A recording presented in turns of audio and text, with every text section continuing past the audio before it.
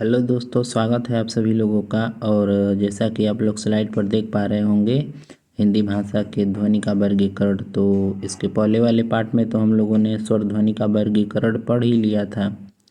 अब इस वाले में हम लोग व्यंजन ध्वनि का वर्गीकरण जो है उसको हम लोग उसको अध्ययन करेंगे। और अध्ययन करने से पहले मैं ध्वनि किसे कहते हैं इसका एक बार रिवीजन करा दूं। तो ध्वनि का मतलब ये होता है कि जो लोग हम शब्दों को बोलते हैं उसका जो टुकड़ा होता है, मतलब जो हम लोग सुनते हैं वह ध्वनि का रूप है। और वो जब लिख देते हैं, जैसे मान लीजिए लिख दिए हम यह तो यह आपका लिखित रूप हो गया, तब इसको अक्षर या वर्ण कहेंगे, लिखा हुआ रहेगा तो। और जब हम बोल रहे हैं तो यह ध्वनि है। तो कल मैंने इस जैसा कि इसको बताया ही था। तो अब आज हम लोग व्यंजन ध्वनि का वर्गीकरण पढ़ेंगे और स्वर ध्वनि का वर्गीकरण हम लोगों ने इसके पहले वाले वीडियो में कवर कर लिया है। तो चलिए बिना देरी के स्टार्ट करते हैं। जैसा कि दिख रहा होगा आप लोगों को स्लाइड, यहाँ पर व्यंजन ध्वनि का वर्गीकरण का बंटवारा मैंने किया हुआ है। तो ये भी चार तरह से होता है, स्वर ध्वनि भी चार तरह से होती है और व्यंजन ध्वनि जो होती है वो भी चार तरह से होती है।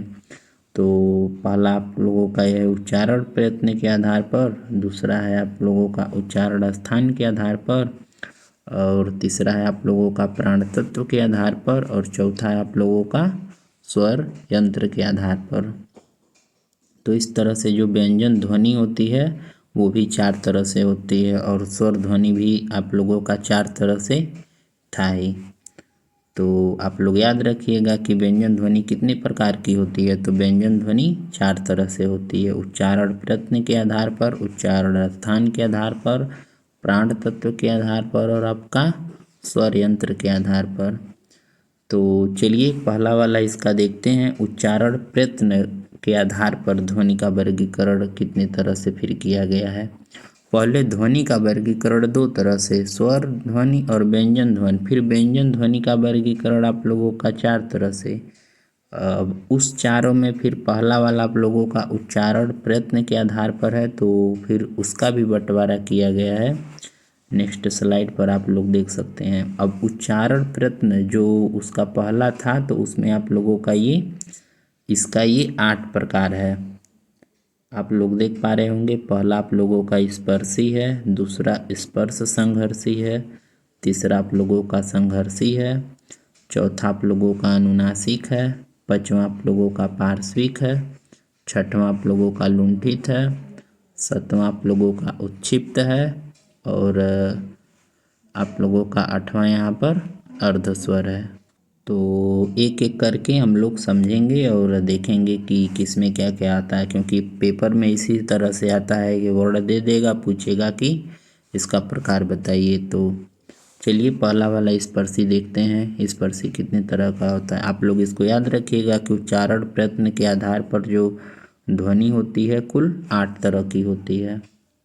8 प्रकार उसका होता है, स्पर्शी, स्पर्श संघर्षी, संघर्षी, अनुनासिक, पार्श्विक, लुंठित, उत्क्षिप्त, अर्धस्वर। तो यहाँ पर आप लोगों का हो गया स्पर्शी व्यंजन जो पहला था। तो देख सकते हैं मैंने लिखा हुआ है, मैं मार्कर से उसको हाईलाइट भी कर देता हूँ।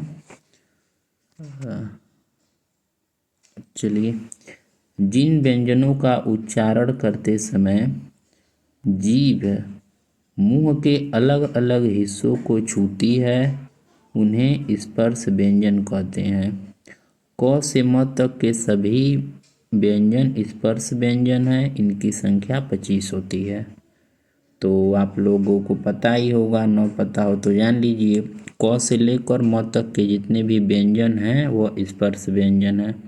स्पर्श का मतलब ही होता है कि जब जीभ उनको अलग अलग तरह से छूती है, तो इसके आधार पर आप लोगों का जो स्पर्श व्यंजन होता है वह 25 होता है। तो देख पा रहे होंगे यहाँ पर मैंने लिखा हुआ है कितने कितने तरह का ये होता है। तो आप लोगों का एक क वर्ग आ जाएगा, आप लोगों का एक च वर्ग आ जाएगा, एक ट वर्ग आ जाएगा, एक त वर्ग और एक प वर्ग। तो एक एक वर्ग में 5-5 वर्ड होते हैं। और ध्वनि के रूप में तो उसमें से वह सबको स्पर्शी व्यंजन बोलते हैं। क वर्ग, च वर्ग, ट वर्ग, त वर्ग और प वर्ग। तो स्पर्शी व्यंजन का मतलब यही हुआ कि जीभ उच्चारण करते समय जहाँ जहाँ उनको स्पर्श करती है उस आधार पर स्पर्शी व्यंजन उसको कहते हैं। अब दूसरा इसका देख लीजिए, दूसरा है आप लोगों का स्पर्श संघर्षी, ये वाला जो है दूसरा है। तो स्पर्श संघर्षी में क्या होता है, जिन वर्णों के उच्चारण करने में प्राण वायु मुख अवयवों को स्पर्श करती हुई संघर्ष के साथ, यहाँ पर संघर्ष शब्द आया है, संघर्ष के साथ बाहर निकलती है, उन्हें स्पर्श संघर्षी व्यंजन कहते हैं। तो स्पर्शी में तो केवल स्पर्श करती है, लेकिन स्पर्श संघर्षी में क्या हो जाता है कि उसको बोलने के लिए जीभ को थोड़ा सा चेष्टा करना पड़ता है, थोड़ा सा यहाँ पर प्रयत्न करना पड़ता है, संघर्ष करना पड़ता है। तो इसी वजह से इसका नाम स्पर्श संघर्षी पड़ा। और इसमें आप लोगों के देख पा रहे होंगे 4 वर्ण आ जाते हैं। हिंदी वर्णमाला में च वर्ग के पहले 4 व्यंजन, मतलब च वर्ग में 5 वर्ण होते हैं, तो उसमें से च, छ, ज, झ इनको स्पर्श संघर्षी माना गया है। आप बोल कर देख भी सकते हैं च, तो थोड़ा सा संघर्ष करना पड़ता है जीभ को हवा के साथ। तो दूसरा यह हो गया। और आप लोगों का तीसरा अगले स्लाइड में है। तीसरा आप लोगों का है संघर्षी व्यंजन। ये पूरी तरह से संघर्ष पर ही है। जिन व्यंजनों के उच्चारण में प्राण वायु संघर्ष पूर्वक निकलती है उन्हें संघर्षी व्यंजन कहते हैं। मतलब इसमें प्राण वायु पूरा एकदम पूरी तरह से संघर्ष पर ही निकलेगी। जैसे आप लोगों का यहाँ पर लिखा हुआ है, देख सकते हैं, स है, ये स है, थ नुक्ता यहाँ पर नीचे लगा हुआ है बिंदु, उसको नुक्ता कहते हैं। ज, फिर यहाँ पर ज हो गया, फ, ख। तो इनको बोलने के लिए ज़्यादा चेष्टा करनी पड़ती है, इसीलिए इनको संघर्षी व्यंजन ही बोला जाता है। तो 3 आपके हो गए, स्पर्शी हो गया, स्पर्श संघर्षी हो गया और आप लोगों का संघर्षी हो गया। स्पर्श व्यंजन में 25 हैं, स्पर्श संघर्षी में आप लोगों के 4 हैं और संघर्षी में ये देख सकते हैं यहाँ पर आप लोगों के 3 और 3 6 एक 7 व्यंजन है। और अगला आप लोगों का है अनुनासिक। तो अनुनासिक में क्या होता है, अनुनासिक में आप लोगों का अनुनासिक व्यंजन वे होते हैं, मैं मार्कर ले लूँ, अनुनासिक व्यंजन वे होते हैं जिनके उच्चारण में नाक से भी ध्वनि निकलती है। हिंदी में 5 अनुनासिक व्यंजन होते हैं। तो इस अनुनासिक, नासिक शब्द से यहाँ पर समझ में आ जाना चाहिए कि यहाँ पर वर्णों को निकलने के लिए नासिका हिस्सेदारी लेती है। तो अनुनासिक जो ध्वनियाँ होती हैं वो 5 तरह से होती हैं। आप लोग देख पा रहे होंगे, यहाँ पर लिखा गया है, अंग है, ञ है, ण है, न है और म है। तो इन 5 वर्णों को अनुनासिक वर्ण कहते हैं। इनके बोल कर आप लोग देख सकते हैं, अंग, ञ, ण। तो नाक से जो क्या होता है, ध्वनि नाक से निकलती है, तो इसीलिए इसको अनुनासिक कहते हैं। तो 5 वर्ण आप लोगों के अनुनासिक हो गए।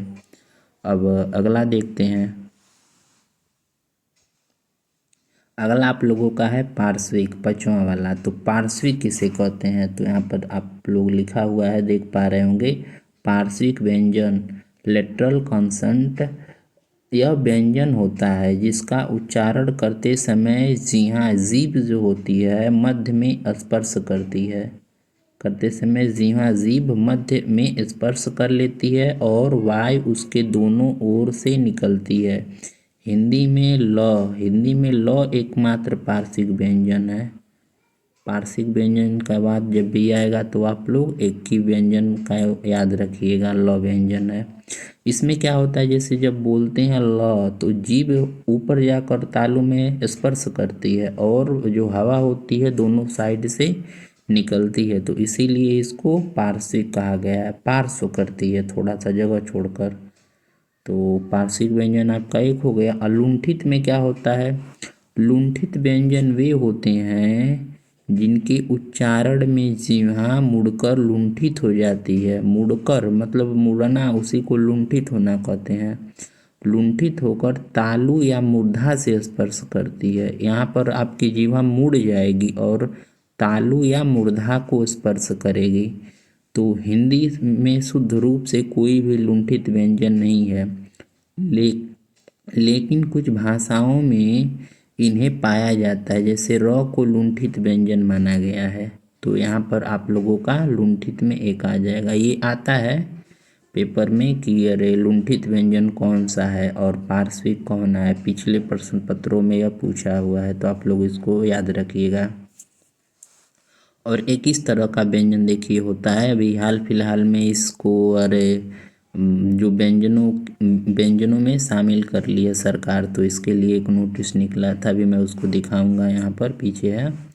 तो ये भी आप लोगों का लुंठित ही माना जाता है। तो पार्श्विक में आपका ल हो गया और लुंठित में आप लोगों का र हो गया। तो आप लोगों का 6 कंप्लीट हो गया। अब आगे हम लोग देखते हैं, 2 और बचा हुआ है, तो उसको भी हम लोग कवर कर लेते हैं। उत्क्षिप्त, तो अगला आप लोगों का है उत्क्षिप्त। तो देखते हैं उत्क्षिप्त क्या होता है।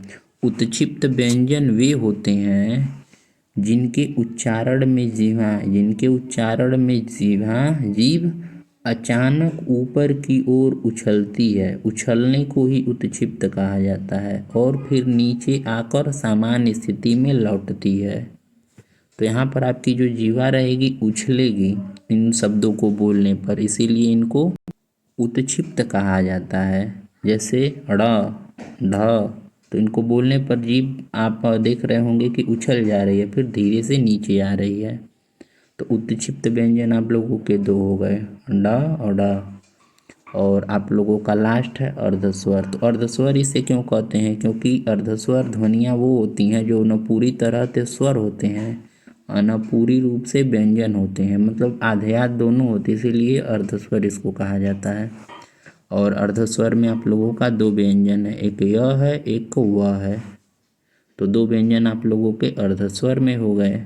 तो इस तरह से उच्चारण प्रयत्न के आधार पर जो व्यंजन ध्वनियाँ थी उनका वर्गीकरण हो गया। देख पा रहे हैं आप लोग, उत्क्षिप्त है, यहाँ पर पार्श्विक है, लुंठित है, संघर्षी व्यंजन है, अनुनासिक है, आपका स्पर्शी व्यंजन है, स्पर्श संघर्षी व्यंजन है। हाँ, यहाँ पे क्वेश्चन आएगा कि यहाँ पर च वर्ग में यहाँ पर स्पर्शी व्यंजन में भी आया है और आप लोगों का स्पर्श संघर्षी में आया है, तो दोनों में इसको माना किस में जाएगा, तो ये दोनों में माना जाएगा। लेकिन जब स्पर्श संघर्षी की केवल बात की जाएगी तो वहाँ पर च छ ज इन चारों को ले लिया जाएगा और बाकी नहीं कहीं पर कंट्रावर्सी जैसा सीन है। आप लोग देख पा रहे होंगे सब अलग अलग है, संघर्षी व्यंजन, अनुनासिक और यहाँ पर उत्क्षिप्त, अर्धस्वर में य व आता है और र आप लोगों का लुंठित हो जाएगा। यहाँ पर र आप लोगों का लुंठित हो जाएगा और जो बचता है ल वो पार्श्विक हो जाएगा। तो य र ल व ये हो गए अंतस्थ व्यंजन इनको कहते हैं। वो वर्णमाला में मैं आगे बताऊंगा किस तरह से होता है। और ये लास्ट में हम लोग देख लेते हैं सरकार जब इसको कि आप लोगों की स्क्रीन पर दिख पा रहा होगा कि नोटिस निकाल कर गवर्नमेंट ने वो जो वर्ड होता था इस तरह का, इस तरह से जो था उसको सरकार ने वर्णमाला में शामिल कर लिया है। तो व्यंजनों की कुल संख्या 40 हो गई और मूल व्यंजनों की संख्या आप लोगों का 33 ही है और इसी को विशिष्ट व्यंजन करके शामिल कर लिया गया है। मैं पढ़ देता हूँ एक बार। ल वर्ण का प्रयोग हिंदी प्रमुख बोलियों यथा हरियाणवी, मारवाड़ी, गढ़वाली, कुमाऊँ के अतिरिक्त देवनागरी में प्रयोग करने वाली मराठी जैसी समृद्ध भाषाओं में भी है। तो व्यंजनों की वर्णमाला में सामान्य अ से के साथ मिलाकर इसको लिखा जाता है। तो यह था आप लोगों का उच्चारण प्रयत्न के आधार पर स्वर ध्वनियों का वर्गीकरण। अब बाकी वीडियो में हम लोग इसको कवर करेंगे उच्चारण स्थान के आधार पर, प्राण तत्व के आधार पर और स्वर यंत्र के आधार पर। तो आगे बने रहिए और बाकी आप सभी को जुड़ने के लिए बहुत बहुत शुक्रिया।